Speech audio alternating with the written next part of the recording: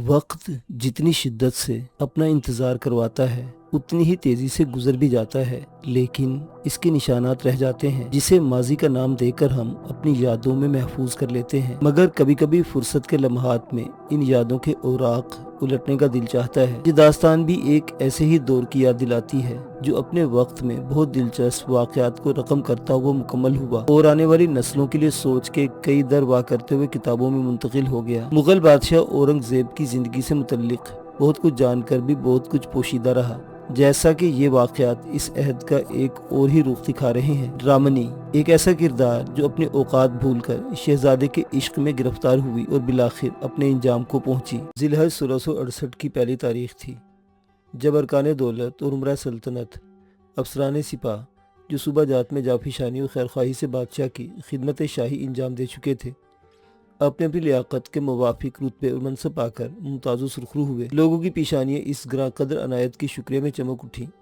ज़बानों से सदाए तहीनत बुलंद हुई।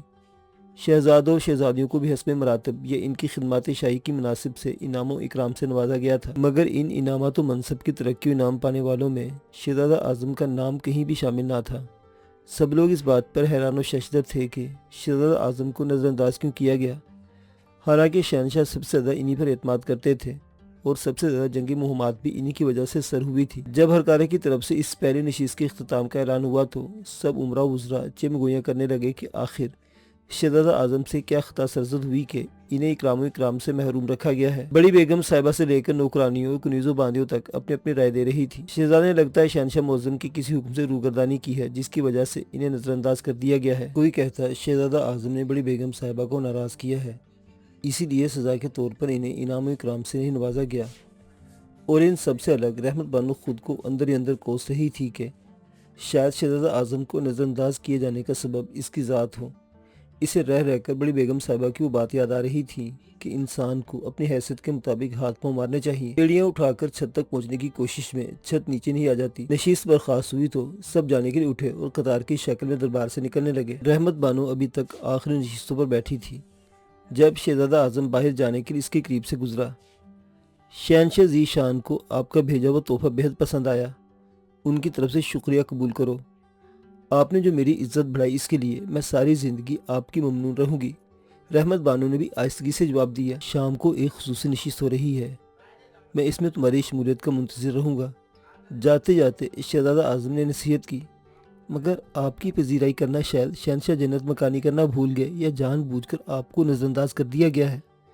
रहमत बानो ने जल्दी से सवाल किया, ये तोहफे तहाइफ तो मेरे नज़दीक बहुत छोटी बातें हैं, बंदा ले तो फिर कोई बड़ा तोहफा ले, कोई ऊंचा सा मर्तबा ले। शहजादे ने हंसते हुए जवाब दिया, बहरहाल शाम की नशीस में ज़रूर आना। ये कहकर शहजादा आज़म चले गए। रहमत बानो भी कुछ न समझते उठकर बाहर आ गई तो इसे लगा जैसे गुलबानो पहले से इसका इंतज़ार कर रही हो। वो इसे ढूंढते इसके पास आई। राजकुमारी साहिबा, कुछ पता चला? आपकी तरफ से दिया गया तोहफा किसने शहनशाह की खिदमत में पेश किया है? नहीं गुलबानो, रहमत बानो ने आहिस्तगी से जवाब दिया। हालांकि इसे दिलो जान से पता चल गया था, मगर अखफाए राज की खातिर इसको जवाब दिया, आज दोपहर को हाथियों की लड़ाई है। बादशाह अली बकार झरोके में बैठकर इसका नज़ारा करेंगे, आप देखना पसंद करेंगी? नहीं गुलबानो, मेरे तो अपने अंदर दो हाथियों की लड़ाई हो रही है, न जाने इसमें किसकी शिकस्त होती है और किसकी जीत होती है। रहमत बानो ने अफसुर्दगी से जवाब दिया। इसे जश्न के शुरू होते ही इस बात का न जाने किस तरह एहसास होने लगा था कि वो और दिलपजीर बानो दोनों हाथियों की तरह है और प्यार की इस लड़ाई में जो भी जीत जाएगा मैदान इसी के हाथ में रहेगा। जो दूसरे को बिछाड़ देगा सुरखरू और इनाम का हकदार वही ठहराया जाएगा। वो महल की राहदारी से गुजरते हुए अपने कमरे में आकर बिस्तर पर गिर गई और शहजादा आज़म के अपने साथ अब तक के रवैये से मुतल्लिक सोचने लगी। इसे समझ नहीं आ रही थी कि इसके साथ शहजादा कौन सा खेल खेल रहा है और अब शाम की नशिस्त में हाजिरी का हुक्म सुनाया गया था। इसी शाम शहनशाह अली बकार ने एक बड़ी और मखसूस नशिस्त रखी थी जिसमें इर्द गिर्द की करीबी रियासतों के राजे और महाराजों के साथ इनकी बेगमात और महल से बेगमात के अलावा बड़ी बेगम साहिबा खुसूसी तौर पर मदऊ की गई थी। दरबार को अब दो हिस्सों में बांट दिया गया था। राजे महाराजे और रियासतों के बादशाहों के अलावा खुसूसी उमरा को एक तरफ बिठा दिया गया था और दूसरी तरफ पर्दे में खवातीन के बैठने का इंतजाम किया गया था। इस इजलास का मकसद बादशाह से इजहार वफादारी था। दरबार में इनकी नशिस्तों को हस्बे मरातिब रखा गया था। जब सारे मेहमानान गिरामी अपने अपनी नशिस्तों पर बैठ रहे तब बड़ी बेगम साहिबा ने अचानक गुलबानो को तलब किया। गुलबानो डरते डरते बड़ी बेगम साहिबा के हुजूर हाजिर हुई। गुलबानो, ये हम क्या सुन रहे हैं? آج کی دوسری نشست کیوں سجائی گئی ہے؟ بڑی بیگم صاحبہ مجھ سے زیادہ آپ بہتر جانتی ہیں، یا شہنشاہ جنت مکانی کو علم ہوگا یہ ناچیز اس بارے میں کیا کہہ سکتی ہے؟ وہ محمد اعظم کدھر ہے؟ اگر آج اس کی عزت افزائی نہیں ہوئی، اگر آج اسے انعام و اکرام سے نہیں نوازا گیا تو کون سی قیامت بپا ہو گئی ہے؟ پورے محل میں اسی کو اچھالا جا رہا ہے۔ کبھی محمد معظم کو انعام و اکرام سے نہیں نوازا گیا، کبھی سلطان کے نام عزت و توقیر کا باب نہیں کھلا تو کس کو اس کی پرواہ نہیں ہوئی؟ کام بخشی طرف سے کسی کا دھیان نہ گیا تو اس قدر ہنگامہ نہیں اٹھا جس قدر اس اعظم کے لیے اٹھایا جا رہا ہے۔ یہ سب اس سانولی سنونی رحمت بانو کا کیا دھرا ہے۔ وہ تو کہنے کو مسلمان ہوئی ہے، ویسے تو بنگال کی جادوگرنی ہے۔ جب سے وہ اس محل میں آئی ہے مجال ہے کسی کو ایک پل کے لیے بھی چین ملا ہو۔ گلبانو بتا دینے سے جا کر کہ اگر اس نے اپنی فسوکاری بند نہ کی تو میں اس کی گردن کٹوا دوں گی۔ کہہ دینا اسے کہ وہ میری بیٹی دل پذیر کی جگہ لینے کی کوشش نہ کرے۔ ابھی روشن رائے زندہ ہے، وہ کبھی یہ نہ چاہے گی کہ اس کی یتیم و مسکین بیٹی کی خوشیوں پر کوئی یوں شب خون مارے۔ جی بڑی بیگم صاحبہ، بہت بہتر۔ ابھی وہ جانے کا سوچ رہی تھی کہ بڑی بیگم صاحبہ دوبارہ دھاڑی، میرا منہ کیا دیکھ رہی ہو، جاتی کیوں نہیں ہو؟ گلبانو فوراً پلٹی اور رحمت بانو کے کمرے کی طرف دوڑی۔ رحمت بانو اور شہزادہ اعظم اسے راہداری میں ہی مل گئے۔ وہ رحمت بانو کو بڑی بیگم صاحبہ کا پیغام دینا چاہتی تھی کہ اس لمحے ایک خواجہ سرا جس کی ڈیوٹی محل کے اندر اور باہر لگی ہوئی تھی گلبانو کو پرے دھکیلتے ہوئے ان دونوں کے سامنے آ گیا اور شہزادہ اعظم کو مخاطب کرتے ہوئے بولا، شہزادہ صاحب، جان کی امان پاؤں تو کچھ عرض کروں، کہو کیا بات ہے جو یوں بوکھلائے پھر رہے ہو؟ شہنشاہ خلد مکانی آپ دونوں کو یاد فرما رہے ہیں، اس نے ڈرتے ڈرتے کہا۔ چلو رحمت بانو، اب تمہیں یقین آ گیا کہ شہنشاہ حضور ہم دونوں کو اپنے حضور دیکھنے کے متمنی ہے، مگر تمہیں پہلے کی طرح میری بات کا یقین نہیں آ رہا۔ شہزادہ اعظم ہنستے ہوئے بولا، مجھے آپ کی بات پر اعتبار اس لیے نہیں آ رہا تھا کہ میں نے پہلے کئی بار آپ کی باتوں پر اعتبار کر کے اپنے من کو دکھوں میں کئی بار گرتا ہوا دیکھا تھا۔ میرا دل بے اعتباری کی دلدل میں گھرا ہوا تھا، اس لیے۔ رحمت بانو مطمئن لہجے میں پہلی بار بولی۔ گلبانو حیرانی سے ان دونوں کو دیکھ رہی تھی۔ اسے بھی اعتبار نہیں آ رہا تھا کہ آج کیا ہو رہا ہے اور کیا ہونے لگا ہے۔ اس کی باتیں سن کر وہ چپکے سے ایک طرف کو ہو لی۔ راجکماری اور شہزادہ اعظم کو اس شام شرف مہتاب کے وہ جلوس اقدس میں بڑی شان و شوکت کے ساتھ لایا گیا۔ اس وقت شہنشاہ عالم کے روئے مبارک پر خوشیوں کے کھلتے پھول دیدنی تھے، لیکن اس کے مقابلے میں بڑی بیگم صاحبہ کے چہرے پر مایوسی اور اداسی کے بادل چھائے ہوئے تھے۔ اسی تقریب میں پتام کی شہزادی کا ایک پیغام رحمت بانو کو ملا کہ آسام دوبارہ جے دھجوا سنگھا نے دشمنوں سے چھین لیا ہے۔ وقتی طور پر رحمت بانو کو افسوس ہوا، تو کیا اس کے والد کو اپنی بیٹی سے زیادہ آسام پیارا تھا؟ کبھی ان کے ذہن میں بیٹی کو دوبارہ اپنے پاس لے جانے کا خیال تک نہیں آیا۔ اس موقع پر افسردہ دیکھ کر شہزادہ اعظم اس کے قریب سے گزرتے ہوئے بولا، اگر خود کو سجا سوار نہیں سکتی تو چہرے کے تاثرات پر تو خوشی سجا لو۔ رحمت بانو شہزادے کی اس بات کو نہ سمجھ سکی تھی۔ خوشی اس کے بس میں تھوڑا تھی کہ اسے اپنے چہرے پر کہیں سے پکڑ کر سجا لیتی۔ تقریب شروع ہو چکی تھی۔ مہمانان گرامی ریاستوں کے راجے شہزادے اپنی اپنی باری پر اٹھتے اور شہنشاہ کے حضور اپنے حصے کے تحفے تحائف نظر کرتے اور دوبارہ اپنی نشست پر جا کر بیٹھ جاتے۔ ان کی بیگمات اور ساتائی خواتین اپنے تائی بڑی بیگم صاحبہ اور ملکہ عالیہ کی خدمت میں پیش کرتی۔ جب یہ کام ہو چکا تو شہنشاہ کی طرف سے ان مہمانوں کو تحائف اور انعام و اکرام سے دینے کا سلسلہ شروع ہوا۔ درباری اور مخصوص لوگوں کو ایک بار پھر سے قیمتی تحائف سے نوازا جانے لگا، خطابات اور جاگیریں عنایت کی جانے لگی، اعلیٰ منصب پر ترقیاں اور ان کی تنخواہوں کے ساتھ مشاعرے بڑھانے کا اعلان کیا جاتا رہا۔ رحمت بانو کے من میں ایک بار پھر پہلی خواہش نے سر اٹھایا کہ دیکھ اس بار شہزادہ اعظم کو کیا انعام و اکرام سے عطا کیا جاتا ہے۔ جیسے جیسے انعام و اکرام کی بارش اپنے اختتام کو پہنچ رہی تھی، رحمت بانو کے دل میں مایوسی اپنا گھر کرتی جا رہی تھی۔ پھر سب مہمانوں کو تحائف اور خطابات و جاگیریں عطا کر دی گئی۔ شہزادہ اعظم کو ایک بار پھر نظر انداز کر دیا گیا تھا۔ رحمت بانو نے شہزادے کی طرف بڑی گہری نظروں سے دیکھا، جیسے پوچھ رہی ہو، ایسی کون سی خطا آپ سے سرزد ہوئی کہ آپ کو اس بار بھی نظر انداز کر دیا گیا ہے؟ اس کی بے چین نظریں شہزادے کے چہرے سے ہو کر بڑی بیگم صاحبہ تک گئی تو اس کو محسوس ہوا کہ بڑی بیگم صاحبہ کے چہرے پر بے چینی کی لکیریں صاف پڑی جا سکتی ہیں۔ وہ بار بار جھک کر ملکہ عالیہ سے کچھ بات کرتی اور پھر مطمئن ہو جاتی، مگر اگلے لمحے پھر اس کی طرف چہرہ جھکا دیتی۔ رحمت بانو کو سمجھ نہیں آ رہی تھی کہ کون سا ایسا گہرا معاملہ ہے جس نے بڑی بیگم صاحبہ کو مضطرب کیا ہوا ہے۔ جب تمام کام اپنے انجام کو پہنچ چکے تو شہنشاہ عالم پناہ کی طرف سے ایک انتہائی اہم پیغام پڑھنے جانے کی نوید سنائی دی۔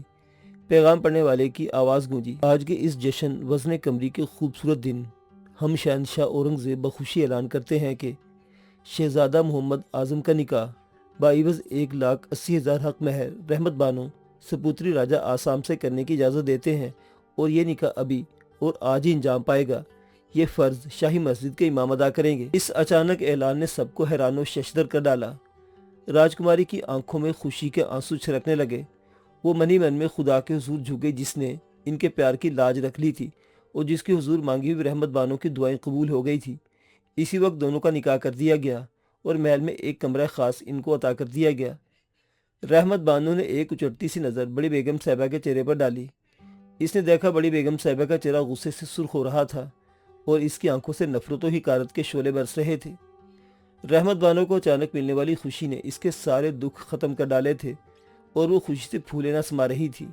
इसका दिल चाहता था कि खुशी से खूब उछले कूदे और नाचे। वो तो इस बारे में सोच भी न सकती थी कि खुशियों के खिले फूल अचानक इसकी झोली में डाल दिए जाएंगे। आज की तकरीब अपने इख्तिताम को पहुंच चुकी थी, मगर जश्न अभी जारी था। महल सरा में एक बार फिर अफवाहों ने सर उठा लिए थे। सरगोशियाँ होने लगी थी। कई लोगों का ख्याल था कि ज़रूर कोई अनहोनी साजिश हुई है, मगर बड़ी बेगम साहिबा के साथ कुछ ख़वातीन का ये कहना था कि यह सब ज़रूर इस जादूगरनी का किया धरा है जो बंगाल से अपने साथ लेकर आई थी। और बेगम साहिबा तो पूरे उसूक से कह रही थी कि इस रहमत बानो ने शहजादा आजम को अपने शहर में काबू किया हुआ है और शहनशाह आलम पर भी इसी का असर है। तभी तो इतनी जल्दी और अचानक ये मामला तय पा गए। इधर रहमत बानो भी शहजादे पर रोब डालते हुए कह रही थी, शहजादा आलम, ये सब मेरी दुआओं का नतीजा है जो मेरे रब ने सल्तनत दिल्ली के होने वाले फरमा रवा और शहजादा मोहम्मद आजम को मेरी झोली में डाल दिया। अरे जा, ये मेरी मेहनतों का समर है। पता है बड़ी बेगम साहिबा तो आखिर तक नहीं मान रही थी। शहजादे ने जितलाया, अच्छा तो बताइए, शहनशाह आलम के गोशगुजार हमारी मोहब्बत की साहतों को किसने किया था? रहमत बानो ने प्यार से पूछा। राजकुमारी साहिबा, बहुत भोली हो। देखती नहीं मेलसरा की हर दीवार एक मुखबर की हैसियत रखती है। ये बात बहुत पहले शहनशाह आलम के इल्म में आ चुकी थी। किसी कुनीज़, किसी बांदी या फिर किसी ख्वाजा सरा ने हमारी बातें सुनकर अपना फ़र्ज़ मनसबी अदा कर दिया होगा। इन लोगों को ऐसे ही कामों के इनामों इकराम और बख्शिशें दी जाती हैं। खुशी भरी ये सातें बहुत पहले हमारे नसीबों के आंगन में उतर आती अगर बड़ी बेगम साहिबा दरमियान में मज़ाहम न होती। शहजादा आजम ने मुस्कुराकर कहा, मैं अब अपनी खुशियों को किसी और को कभी छीनने का हक नहीं दूंगी। रहमत बानो ने अपना सर शहजादा आजम के सीने पर टिकाते हुए कहा, मैं देख रही थी बड़ी बेगम साहिबा के चेहरे पर शहनशाह आलम के इस ऐलान की वजह से पसमुर्दगी छाई हुई थी, लेकिन क्यों, ये मैं नहीं जान पाई। वो मुझसे इतनी नफरत क्यों करती है? रहमत बानो ने सबसार किया, बड़ी बेगम साहिबा अपने सगे भाई और मेरे तायाजान की बेटी दिलपजीर बानो से मेरी शादी जो करना चाहती थी। उनकी दलील थी कि वो मेरे ताए की बेटी और यतीम होने के सबब इसके साथ ज़्यादा उन्स रखती हैं। फिर इसे पाला पोसा भी तो इन्होंने है।